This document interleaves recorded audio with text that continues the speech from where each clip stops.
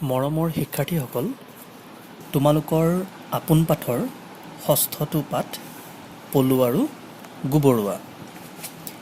এই পাঠটোৰ বিষয়ে তোমালোকৰ আগত ক'বলৈ ওলাইছোঁ। পাঠটোৰ নাম পলু আৰু গোবৰুৱা। তোমালোকে পলু দেখিছানে? এই ফটোখন চোৱাচোন। এইটোৱেই হ'ল পলু। ই গছৰ পাত খাই জীয়াই থাকে। আনহাতে এইটো হ'ল গোবৰুৱা।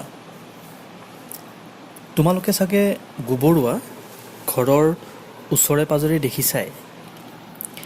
এতিয়া আহোঁ পাঠটোৰ কথালৈ।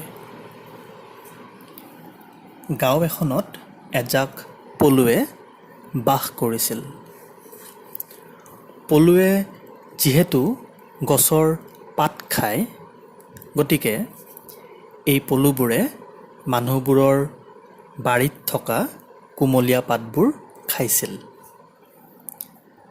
গাঁওখনৰ বাৰীত কোমল পাতবোৰ খাই শেষ হোৱাত পলুবোৰে ওচৰৰ হাবি এখনত সোমাল।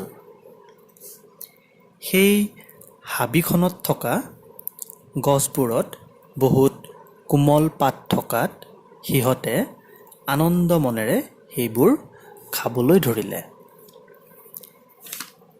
এই পলুজাকৰ ভিতৰত নদাই আৰু ভদাই নামৰ দুটা অঘাইটং পলু আছিল। অঘাইটং মানে জানানে? বৰ দুষ্ট। এই দুষ্ট পলু দুটাই এজোপা গছৰ পাত খাই শেষ নহওঁতেই বাকীবোৰ পলুক এৰি থৈ আন এজোপা গছৰ পাত খাবলৈ উঠে। এবাৰ কি হ'ল জানানে? এই পলু দুটাই গছ এজোপাত উঠিবলৈ লওঁতেই ভাটৌৰ মৰা পোৱালি এটা দেখা পালে। ভাটৌ চৰাই বৰ ধুনীয়া চৰাই, নহয়নে? এই ধুনীয়া চৰাইটো মৰি পৰি থকা দেখা পাই নদাই আৰু ভদাইৰ মনত বৰ দুখ লাগিল।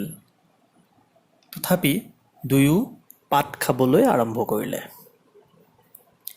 ঠিক তেতিয়াই ওচৰৰ গছজোপাৰ গুৰিৰ পৰা দুটা গোবৰুৱা ওলাই আহিল।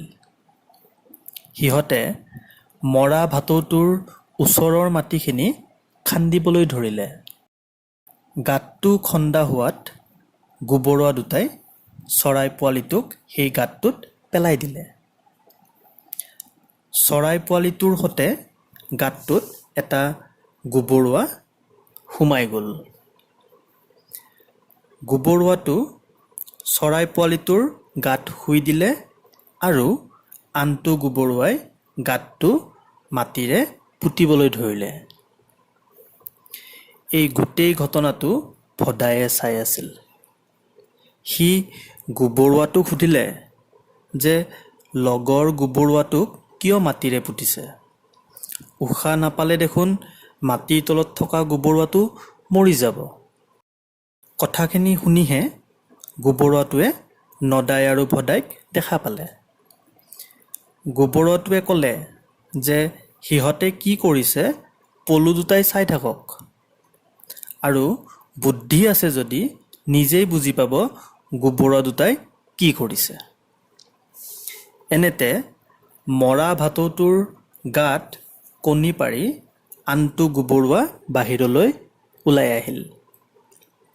সি ক'লে যে মৰা চৰাইটো গেলি পচি গোন্ধ ওলাব। সেয়ে গোন্ধ নোলাবৰ বাবেহে চৰাইটোক গোবৰুৱা দুটাই মাটিৰে ঢাকি দিছে। গোবৰুৱাই গেলা পচা বস্তুবোৰ আঁতৰাই চৌপাশ পৰিষ্কাৰ কৰি ৰাখিহে ভাল পায় বুলিও ক'লে। গোবৰুৱাৰ কথাখিনি শুনি নদাই আৰু ভদায়ে বৰ লাজ পালে। কিয় লাজ পালে জানানে? কাৰণ সিহঁত দুটাই আনৰ কথা নাভাবি সদায় নিজৰ কথাহে ভাবে। গছৰ পাতবোৰ আধা খাই খাই নষ্ট কৰে। আনবোৰ পলুৰ কথা নাভাবি ভাল ভাল পাতবোৰ আগতেই খায়। কিন্তু সিহঁত দুটাই সিদিনাৰ পৰা আৰু তেনে কাম নকৰোঁ বুলি আনবোৰ পলুৰ লগ লাগিলগৈ। মৰমৰ শিক্ষাৰ্থীসকল, তোমালোকে সাধুটো চাগে বুজি পাইছাই। এতিয়া পাঠটো নিজেই মাতিবলৈ চেষ্টা কৰাচোন। আজিলৈ সামৰিছোঁ দেই।